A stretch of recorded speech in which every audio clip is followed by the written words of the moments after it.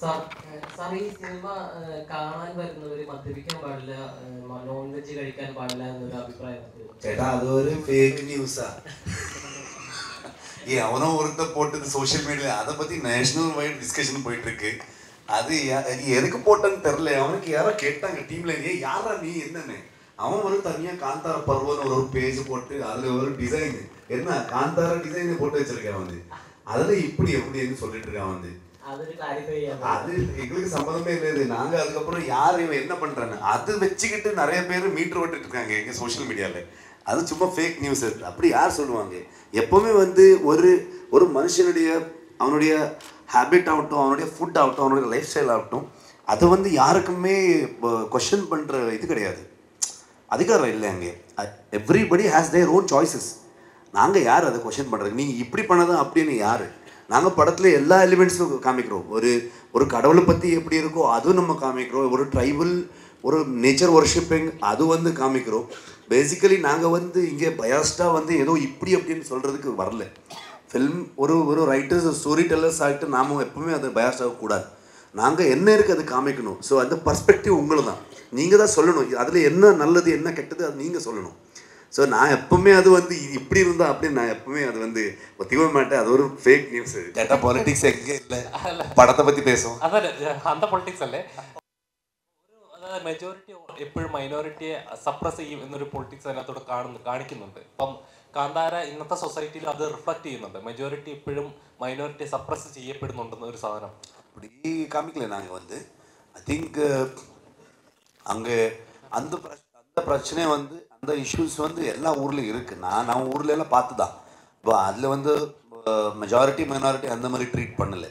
So basically rift between that two things. And அந்த என்னது வில்லனோட ஃபேமிலிக்கு சம்மந்தப்பட்ட என்னென்ன இருக்குது, அந்த ராஜா ஃபேமிலிக்கு என்னென்ன இருந்தது, இந்த ட்ரைப்ஸுக்கு அந்த ஒரு சமுதாயத்துக்கு சேர்ந்தவருக்கு என்னென்ன இருக்குது, அந்த நடுவில் இருக்கிற ஒரு எலிமெண்ட் தான். அதோட வேறு விஷயத்தை வச்சு நிறைய பேசியிருக்கோம் நம்ம வந்து. ஓகே, இந்த ஃபாரஸ்ட் என்க்ரோச்மெண்ட் இந்த மாதிரி நிறைய விஷயத்தை பற்றி நம்ம பேசியிருக்கோம். அது வந்து சொசைட்டியில் இருக்கிற பிரச்சனை தானே. ஸோ ஆனால் வந்து அதில் எதுவும் பர்ஸ்பெக்டிவ் கொடுக்கல நாங்கள். தெய்வத்துக்கு முன்னாடி எல்லாமே ஈக்குவல். ஸோ அப்போ கொஸ்டின் பண்ணுவாங்க, என்னென்னா இதை நீங்கள் இப்படி பண்ணீங்க, கவர்மெண்ட் அப்படி பண்ணாது இப்படி பண்ணாதானே. நான் என்ன சொல்ல போகிறேன்னு, இப்படி பண்ணால் பெட்டர் தானே, நல்லா இருக்குது தானே. ஸோ அந்த மாதிரி ஒரு பாசிட்டிவ் ஆங்கிளில் நம்ம போகலாம். அதை பார்த்து நிறைய ஆஃபீஸர்ஸ் என்கிட்ட பேசினார். அவருடைய அப்ரோச் சேஞ்ச் ஆகிருக்கு. ஊருக்காரர் என்கிட்ட பேசியிருக்காரு. ஃபாரஸ்ட் டிபார்ட்மெண்ட்டை வந்து ரொம்ப ரெஸ்பெக்ட்ஃபுல்லி பார்த்தாங்கன்னு நிறைய ஃபாரஸ்ட் டிபார்ட்மெண்ட்லேருந்து எனக்கு பேசுவார். ஸோ சேம் டைம் ஊர்க்காரர் வந்து இல்லை இவரும் நமக்கு ஹெல்ப் பண்ண முடியும், இப்போ ஒரு அதை பார்த்து தாட் ப்ராசஸ் சேஞ்ச் ஆகல இல்லைங்களா. அந்த மாதிரி தாட் தான். காந்தார 1க்காக நீங்கள் மென்டலியும் ஃபிசிக்கலியும் ரொம்ப ட்ரெயின் பண்ணீங்க. நீங்கள் நான்வெஜ் எதுவும் சாப்பிடலை, செருப்பு போடலை. அது எல்லா டைமில் கிடையாது. அந்த சீக்வன்ஸ் ஷூட் பண்ண டைமில் மட்டும்தான்.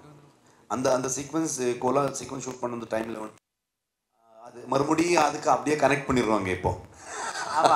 ஓகேவா? ஸோ தெரில. ஸோ நான் வந்து அது பண்ணும்போது நான் பண்ணாத ஒரு விஷயம். ஸோ அது பண்ணும்போது நான் உள்ளுக்குள்ளே ஒரு கிளாரிட்டி வேணும் எனக்கு. ஸோ எனக்கு எதுவுமே கன்ஃபியூஷன் இருக்கக்கூடாது. நான் வந்து ரொம்ப ரொம்ப நம்புகிற ஒரு தெய்வம். ஸோ அதனால தான் நான் வந்து அந்த டைமில் மட்டும் நான் வந்து எல்லாமே ரெஸ்ட்ரிக்ட் பண்ணி நாங்கள் வந்து படமாக அது வந்து ட்ரீட் பண்ணல. நார்மலி ஷூட் பண்ணும்போது என்ன எல்லோரும் இருப்பாங்க, ஒரு 1000 பேர் இருப்பாங்க, எல்லா இடத்துலையும் எல்லாம் பண்ணிடுவாங்க. ஆனால் நம்ம இது வந்து நம்ம அந்த சீக்வன்சஸ் வந்து நம்ம ரொம்ப ஏதோ ஒரு நார்மல் ஷூட்டிங் மாதிரி நம்ம பண்ணல. You have taken every care because நான் நம்புறேன், I believe in it. So அதுக்கு சம்மந்தப்பட்ட யாராவது இருக்காங்க, அவரெல்லாம் கூட வச்சுக்கிட்டு அப்படி தான் இருந்தது எனக்கு. ஓகேவா? ரொம்ப கேர்ஃபுல்லாக நான் பண்ணுவேன் எப்பவுமே. அது எனக்காக எனக்கு உள்ள ஒரு சமாதானத்துக்காக நான் பண்ணுவேன். அதளவு ஒரு மிஸ்கன்செப்ஷன் இருந்தது சார், நீங்கள் ஒரு தீவிரமான பக்தன் அந்த மாதிரி. டெஃபினெட்லி நான் ஒரு தீவிரமான பக்தன் தான். அந்த தீவிரம் வந்து வேற மாதிரி தீவிரத்துக்கு கனெக்ட் பண்ணிடுறாங்க. நான் ஒரு பக்தன், நான் நம்புறேன். ஆனால் இந்த படம் இப்போ ஏத்திஸ்ட் செக்குலர் அந்த மாதிரி ஆளுங்களும் பார்த்துருப்பீங்க இல்லை, அவங்களும் அப்போ அவருக்கும் மேட்ரு வச்சிருக்கோம் நம்ம. ஸோ அவரும் ஏதோ ஒரு விஷயத்த வந்து நம்புறாங்களே, இது நம்பலன்னா அவர் ஏதோ ஒரு விஷயத்த வந்து நம்புவாங்க. ஸோ அந்த நம்பிக்கை ஒரு வருஷனா இருக்காது, ஒரு பர்ஸ்பெக்டிவ்ல இருக்காது. உங்களுக்கு அந்த மாதிரி கிரியேட்டிவ் பயம் இருந்ததா? இப்போ கடவுளை நம்பாத நான் வந்து என்ன நினச்சி நான் நம்புகிறேன், நான் கும்பிட்றேன், நான் ஃபாலோ பண்ணுறேன், அது வர்ஷிப் பண்ணுவேன். நான் ஃபர்ஸ்ட் ஆஃப் ஆல் நான் நம்பினதா அந்த கண்டென்ட் மேலே உங்களுக்கும் நம்பிக்கை வரும். இல்லைன்னா நானே வந்து கான்ஃபிடென்ஸ் இல்லாமல் நம்பாத ஒரு விஷயத்த வந்து ஒரு பொய் சொல்லிட்டு உங்களுக்கு சொல்லணும், அந்த மாதிரி ஆகிடும். நான் நம்புறதுனால தான் நான் பண்ணுறேன். ஸோ நான் வந்து அவ்வளோ யோசிக்க மாட்டேன். ஸோ நான் நம்பிட்டேன், எனக்கு ஒரு நல்ல ஒரு தாட் வந்துருச்சு, ஓகே அது வந்து நான் ஃப்ரெண்ட்ஸ் கிட்டே, நம்ம டெக்னீஷியன்ஸ் கிட்டே, நம்ம டீம் கிட்டே எல்லாருக்கிட்டையும் டிஸ்கஸ் பண்ணிடுவேன். எல்லாருக்கும் எக்ஸைட் ஆகிடுச்சுன்னா படம் பண்ணிடுவோம். நாங்கள் வந்து பயாஸ்டாக இது இப்படி அது இப்படின்னு நம்ம சொல்ல மாட்டோம். நாங்கள் வந்து இருக்கிற விஷயத்த வந்து இப்படி காமிக்கிறோம். ஸோ அதில் யாருக்கு நல்லது என்ன கிடைக்கும் அதை எடுத்துருவாங்க, யாருக்கு பிடிக்கும் அவரை எடுத்துருவாங்க. அதான் தாட் இருக்கும் எப்போவுமே. ஸோ ஃபர்ஸ்ட் டைம் ஒரு 15 crore 16 crore படம் வந்துச்சுன்னா ரிலீஸ் டைமில் பயங்கரமாக ப்ரெஷர் இருந்தது. அப்போது ரிலீஸ் ஆனதுக்கப்புறம் என்னாச்சுன்னா எல்லாருமே இது ஒரு சின்ன பட்ஜெட் படம்னு சொல்கிறாங்க. Because of the collection number some 400+ crores அந்த மாதிரி எல்லாம் சொல்லிட்டு அது ரிலீஸ் ஆகிட்டு ஆடியன்ஸ் பெருசாக்கிட்டு பட்ஜெட் குறைச்சிட்டாங்க. ஸோ எனக்கு வந்து அப்போ பயங்கரமாக டென்ஷன் இருந்தது. ஸோ எப்படி ஆயிடுது அப்படின்னு. ஸோ அந்த மாதிரி நம்பர் கேமில் நம்ம போக முடியாது. எப்பவுமே லாலேட்டா வந்து பார்க்கும்போது எங்களுக்கு நம்ம ஊருக்கார மாதிரி தான் ஃபீல் ஆகும். என் மாமா ஒருத்தர் அப்படியே இருந்தார். ஸோ அந்த மாதிரி ஒரு இமோஷனல் கனெக்ஷன் எங்களுக்கு. ஸோ அவரோட படம் எல்லாமே பார்த்துட்டே இருக்கும். அது ஸோ ஹாப்பி அவருக்கு வந்து அந்த அவார்ட் வந்தது. ஸோ உடனே நான் இன்டர்நெட்டில் பார்த்துக்கிட்டு டக்குன்னு சோஷியல் மீடியா டீமுக்கு ஃபோன் பண்ணிட்டு லாலேட்டத்துக்கு இப்படி எவ்வளோ வந்துருக்கு டக்குன்னு போடுங்க. ஃபோட்டோவில் தேடிட்டு இருந்தேன். நான் கொல்லூர் முகாம்பிக்கில் வந்து லாலேட்டை நான் மீட் பண்ணியிருந்தேன். ஸோ பியூட்டிஃபுல் மூமெண்ட் எனக்கு. ஸோ அதனால் அவ்வளோதான். எங்களுக்கு ஆடியன்ஸ் கிளப் போதும்னு ஒன்று நினைக்கிறேன் நான். ஆடியன்ஸ் கிளப் இருந்தால், ஸோ ஃபேன்ஸ் கிளப் இருந்தால் அது போதும்னு நினைக்கிறேன். அது அவர் தான். ஸோ அது வந்து நம்ம சொல்ல முடியாது.